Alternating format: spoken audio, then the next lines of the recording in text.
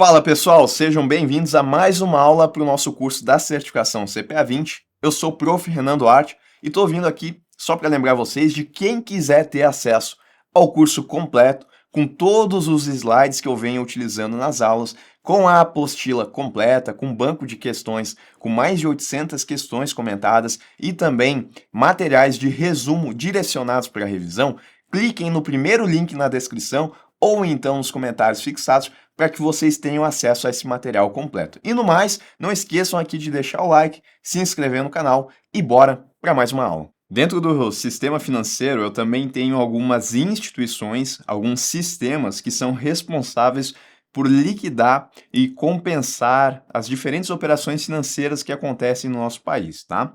Bom, os sistemas e câmaras de liquidação e custódia, eles também são conhecidos como clearing houses e são as instituições que são responsáveis pela liquidação das operações ocorridas nas bolsas, nos mercados de balcões organizados e no mercado financeiro como um todo. Então, vai desde operações que acontecem em bolsa de valores, quando eu, por exemplo, quero comprar uma debênture e uma outra pessoa está me vendendo essa debênture, né, no mercado secundário, bem como também transferências de valores, através de PIX, através de TED.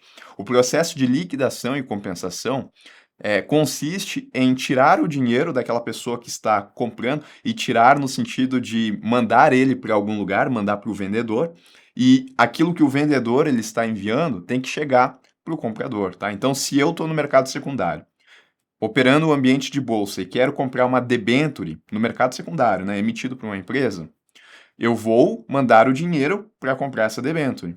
E o vendedor que tem, a princípio, o título dessa debênture, ele vai me entregar a debênture, tá? Então eu mando o dinheiro e ele me manda a debênture. Isso é a liquidação e compensação. E os sistemas que são responsáveis por garantir que isso aconteça são as clearing houses, tá?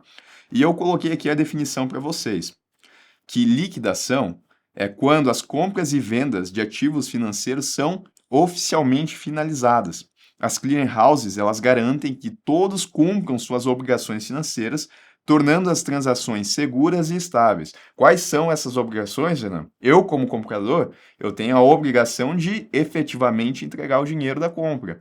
E o vendedor, na posição de vendedor, ele tem que me entregar aquilo que eu estou comprando, tá? Então, isso seria as obrigações do comprador e do vendedor. E, né, na liquidação, a gente tem, através das clearing house, a garantia de que todas as partes vão cumprir com as suas obrigações. E o detalhe, tá, é que as clearing houses, elas também viabilizam o sistema de pagamentos brasileiro, que consiste justamente nessa ideia de liquidar e compensar diferentes transferências que acontecem no mercado financeiro como um todo, tá? Bom, quais são as funções, então, das clearing houses? A gente pode colocar assim, que é reduzir o risco de liquidação. Esse risco de liquidação, ele advém de as partes não cumprirem, né, com as suas obrigações. E aí a gente teria a não liquidação da operação. Então, esses sistemas, eles trabalham para mitigar esse risco, porque eles vão atuar no sentido de garantir que as duas partes cumpram com as suas obrigações. Também no sentido de fornecer transparência ao mercado, né, das aquelas operações que estão acontecendo e, né, por consequência dessas duas funções também, aumentar a confiança no sistema financeiro como um todo. Tá? Então, ao reduzir o risco de liquidação, as clearing houses elas atuam para garantir que o que foi pago pelo comprador seja entregue pelo vendedor, que o que foi entregue pelo vendedor seja pago pelo comprador. Tá? Isso é reduzir, então, o risco de liquidação. Que o investimento feito, de fato, ele exista de forma documentalmente válida e que os títulos e valores mobiliários existam e estejam depositados. Quando eu falo de depositados, então é que eles estejam registrados em locais seguros, que são os sistemas. Então, basicamente, essa ideia de reduzir o risco de liquidação abrange tudo isso, garantir então que as duas partes elas cumpram com as suas obrigações, mas também, né, de que aquele investimento ele exista, que ele esteja registrado e que ele seja armazenado em um ambiente seguro. Bom, quais são as clearing houses que a gente tem aqui? A gente tem o Selic, tá? Que é sim uma clearing house, é o Sistema Especial de Liquidação e de Custódia, Selic.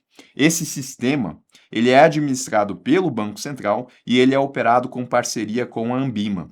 Ele é o depositário central dos títulos da dívida pública federal interna de emissão do Tesouro Nacional. Então, sempre que eu falar de negociações envolvendo títulos públicos, qual que vai ser o sistema que vai fazer a liquidação, qual que vai ser o sistema que vai fazer a compensação dessas negociações, de garantir, né, que as partes elas cumpram com as suas obrigações, esse sistema é o Selic, Sistema Especial de Liquidação e Custódia, tá? É importante. Falei de título público, eu estou falando da liquidação e compensação que é realizada no Selic.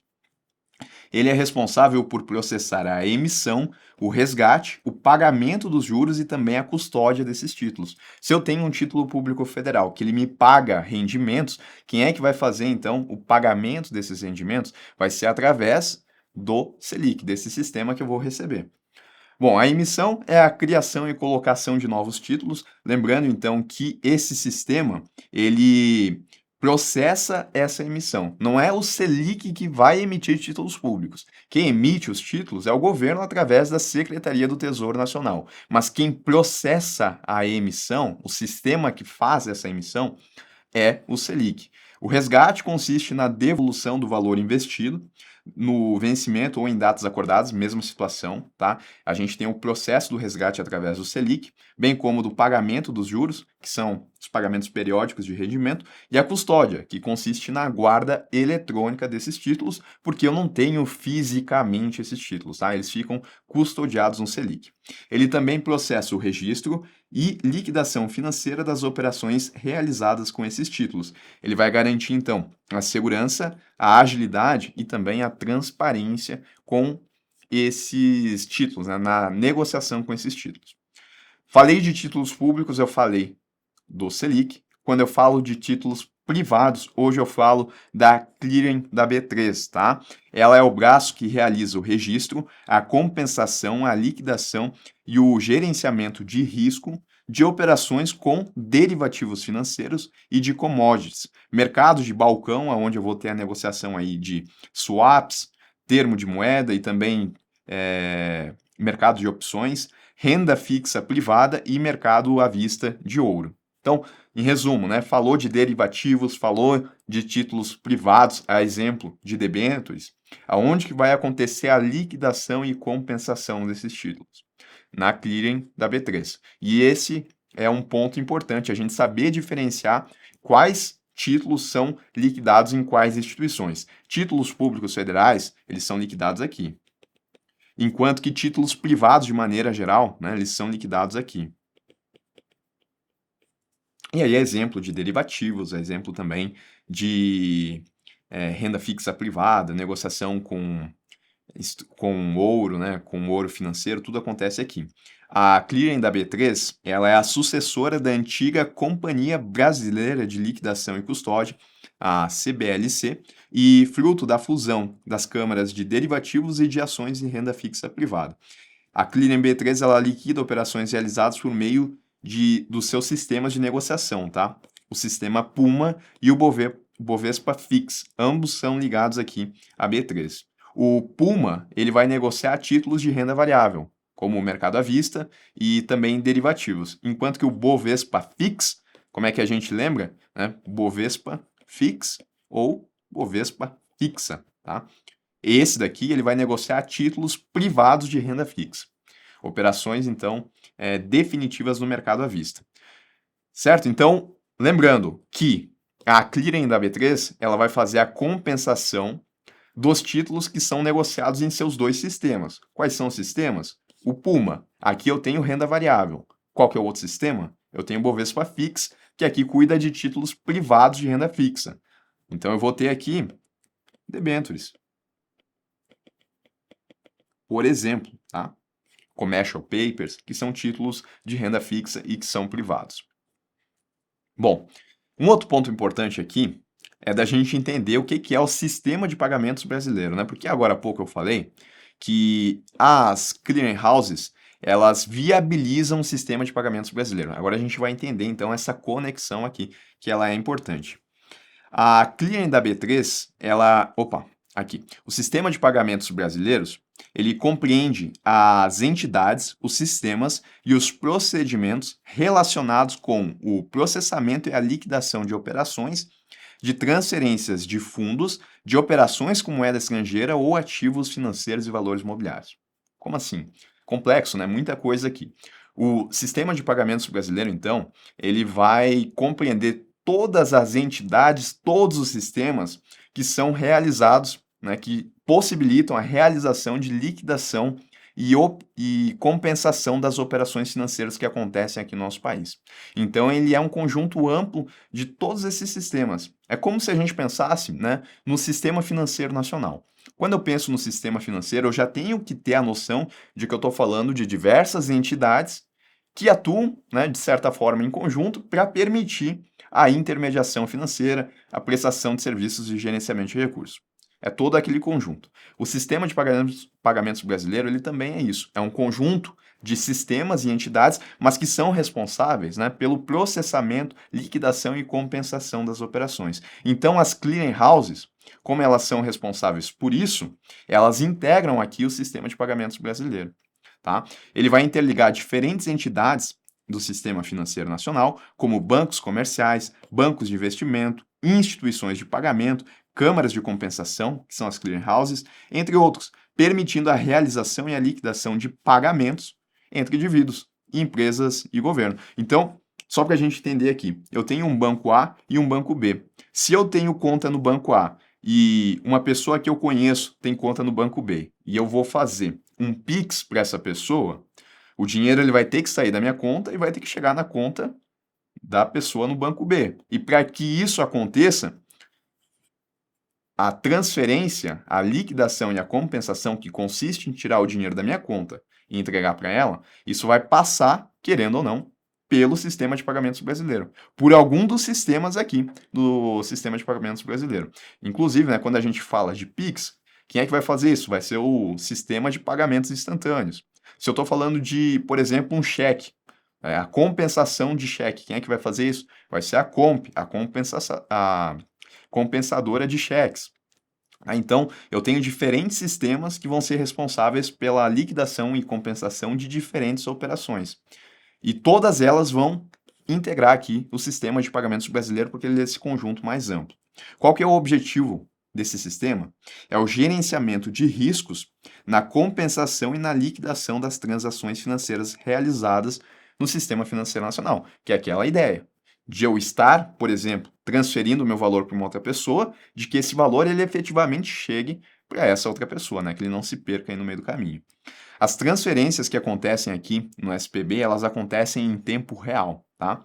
Com o atual sistema, o Brasil faz parte, aliás, a compensação de alguns instrumentos, eles podem demorar um pouquinho a acontecer, né? Por exemplo, a TED pode levar alguns minutos, o cheque vai levar um dia útil, mas o sistema de pagamentos brasileiro ele enxerga isso em tempo real. Apesar da compensação para as pessoas elas não acontecerem em tempo real, o SPB ele enxerga em tempo real essas negociações que estão acontecendo.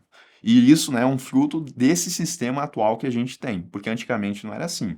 Com o atual sistema, o Brasil faz parte do grupo de países em que transferências interbancárias de fundos podem ser liquidadas em tempo real, em caráter irrevogável e incondicional, ou seja, uma vez que eu fiz a operação, que ela aconteceu, ela não pode voltar para trás.